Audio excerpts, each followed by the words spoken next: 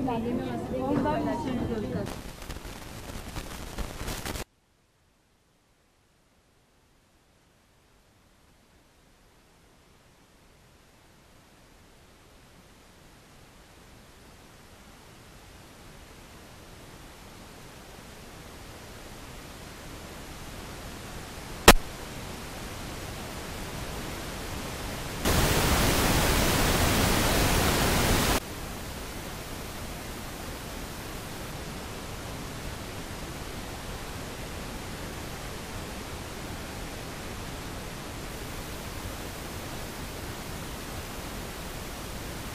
Buranın tarihiyle ilgili Kürtçeden biz Mala Ağı diyorduk buraya, şuradaki mağaralara.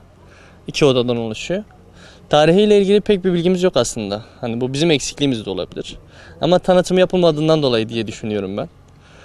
Tanıtım yapılsa çok güzel bir yer. Manzarası müthiş. Doğasıyla, havasıyla çok güzel bir yer. Gerçi devletimizin desteğiyle güzel şeyler yapılmış burada. Hani oturma yerleri olsun. Önce bunlar da yoktu. Devletin desteğiyle güzel şeyler yapılmış ama daha güzel şeyler yapılabilir.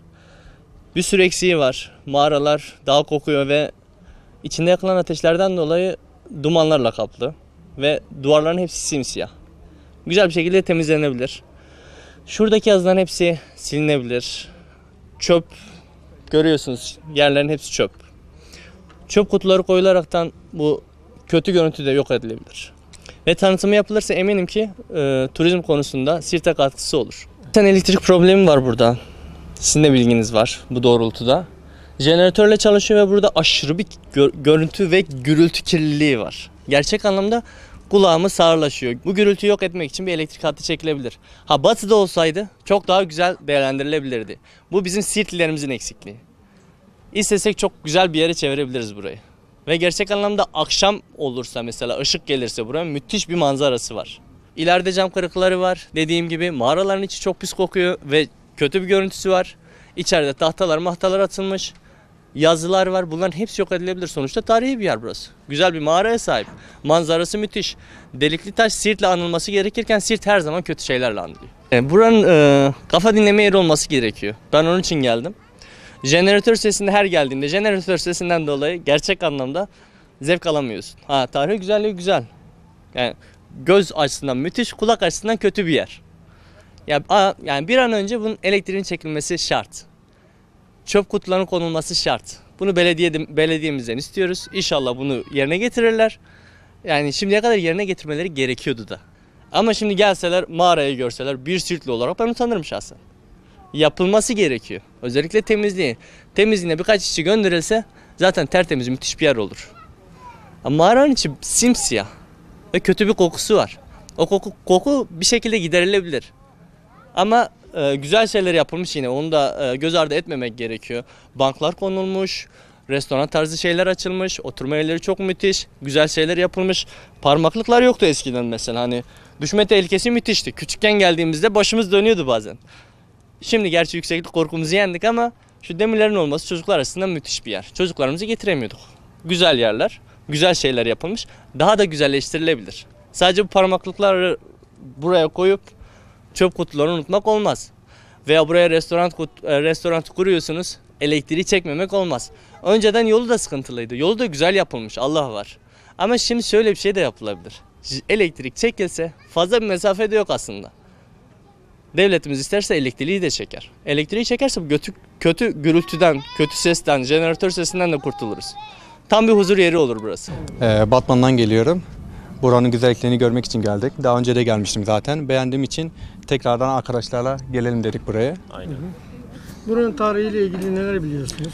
Tarihi çok bilmiyorum açıkçası tarihini ama eskilere dayandığını sadece söyleyebilirim, o kadar. Manzarası güzel. Delikli Taş'tan dolayı geldik, yani daha önceden de duymuştuk. Bir de bu atmosfer, bu kadar yükseklikte bu manzaraya şahit olmak yani güzel. Eksikler var, yani burayı daha da böyle mesire alanı daha da zenginleştirebilir. Sulu bir su getirebilirler veya Yeşillik yeşillikler artabilir. daha etkin bir şekilde kullanılabilir yani. Janto sesi de bir rahatsızlık veriyor ama olmaması daha iyi tabii ki de. Bir akşam gelinebilecek bir alanda olması lazım. Sadece gündüz geliniyor veya akşam üzeri. Akşam yani yollar bir de gelirken de biraz tek şeritli, biraz daha darda, daha güvenli bir şekilde gelirsek daha güzel olur. En azından belediye biraz daha buraya hizmet verebilir. Yani çünkü her yerden geliyorlar. Türkiye'nin her yerinden burayı görmeye geliyorlar. Biraz artırabilirler hizmetleri daha fazla. Bizim Hasan keyfimiz gitti. Hiç olmazsa en azından burası revaçta olmaya devam etsin.